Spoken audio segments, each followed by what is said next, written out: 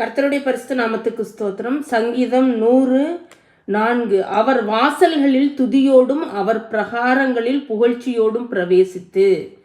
Thanks giving and prices, இது ரெண்டும் சேர்ந்தே தான் கர்த்தருடைய சமூகத்தில் பிரயாணிக்குது. ஒவ்வொரு நாளும் நம்ம அந்த தேங்க்ஸ் கிவிங்கான ஹார்ட்டும் ஆண்டவரை துதித்து பாடுற துதியும் நம்மளுடைய இருதயத்துலேயும் வாயிலையும் இருக்கணும். எனக்கு தெரிஞ்ச ஒரு பாஸ்டம்மா கோவிட் பாட முடியாத அளவுக்கு தொண்டையில் இன்ஃபெக்ஷன், ஆனாலும் அவங்க கர்த்தரை துதித்து சத்தமாக பாடிக்கிட்டு இருந்தாங்க. நான் அன்றாடம் 5 பாட்டு பாடுவேன் கர்த்தரை புகழ்ந்து. இன்றைக்கி என்னால் முடியல, இருந்தாலும் நான் கர்த்தரை துதித்து பாடுவேன் அப்படின்னு சொல்லி பாடினாங்க.